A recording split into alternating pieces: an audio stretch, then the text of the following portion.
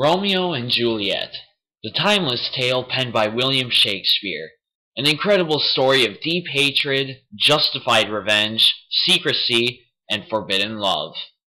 Yeah, I know I don't sound very masculine gushing about Romeo and Juliet around Valentine's Day, but no matter who you are, you secretly know that Romeo and Juliet is a masterpiece. Plus, I think it's fair to say that Die Hard 5 is coming out on V-Day, and I will be seeing that, so don't judge too harshly. Now, over the years, there have been quite a number of Romeo and Juliet film adaptations, probably most notably the 1968 version. However, I think there's one that stands out a bit more, and I think you all know which one I'm talking about. Baz Luhrmann's 1996 adaptation of William Shakespeare's Romeo and Juliet. The story is pretty much world-renowned, but I'll give a synopsis for those who don't know it. Two families, the Capulets and the Montagues, have been rivals for years, with a unanimous deep hatred towards each other. However, the young daughter Capulet, Juliet, and the young son Montague, Romeo, break the rules and fall in love. However, their love may never be destined to be, and quickly speeds to disaster.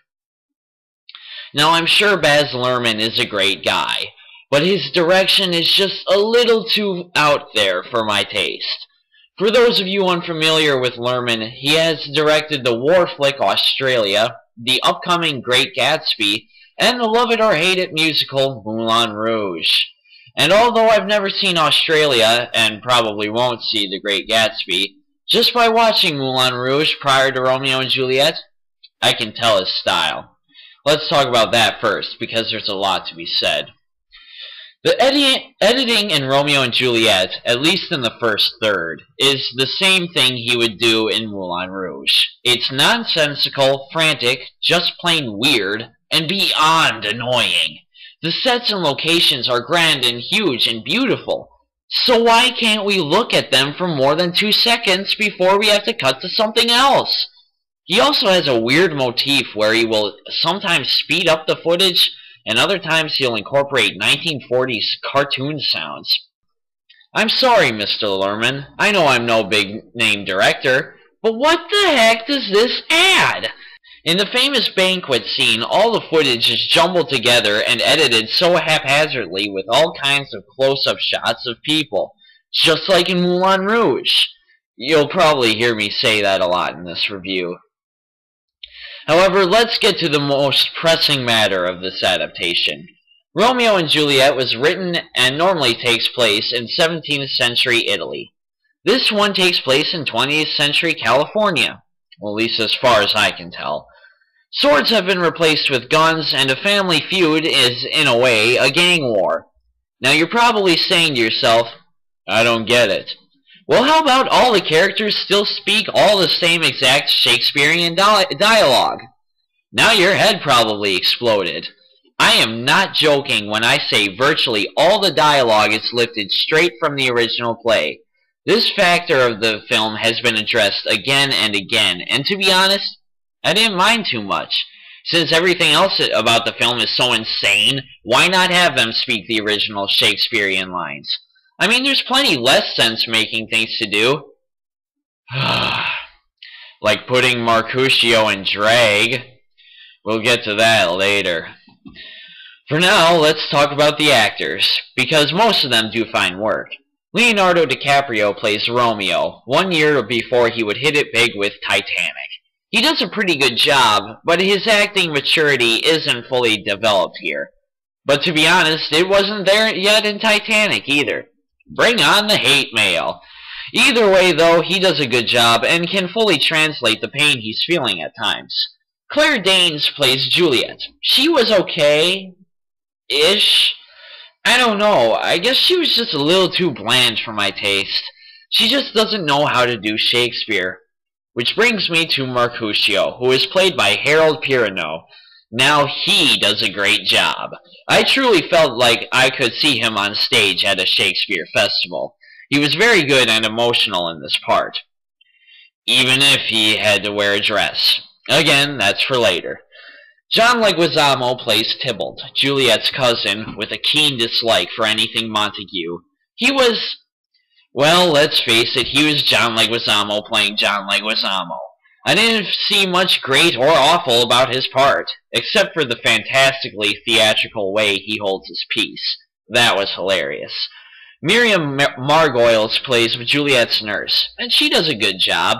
It's just kind of weird seeing someone in Romeo and Juliet with a Mexican accent. Pete Postlethwaite plays Friar Lawrence, and I could also see him playing this part on stage. He was very good. But the real showstoppers in this film are the guns, and I'm talking about Benvolio's sword 9mm, Tybalt's rapier 9mm, and Mercutio's dagger 9mm. They're all modified from Taurus PT-99s, but they're just so fantastically beautiful that I had to talk about them.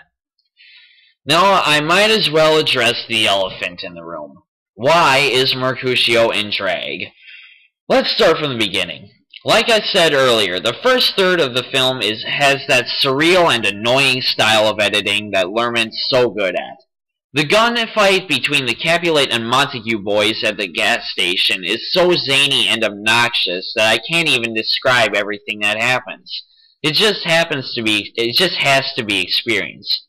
But then Romeo and the Montague boys decide to crash the party that the Capulets are having. It's supposed to be like a costume party, so I guess that's why Mercutio is in a dress. Doesn't matter anyway, because that's not the only bizarre thing about this scene. Like the freaking editing! Every time there's some kind of party going on, Luhrmann feels the need to just make everyone feel like they're tripping on acid. Just like Moulin frickin' Rouge! Now, you've heard me complain about this movie enough. After the first third, the editing calms down, and the remainder of the film is more enjoyable.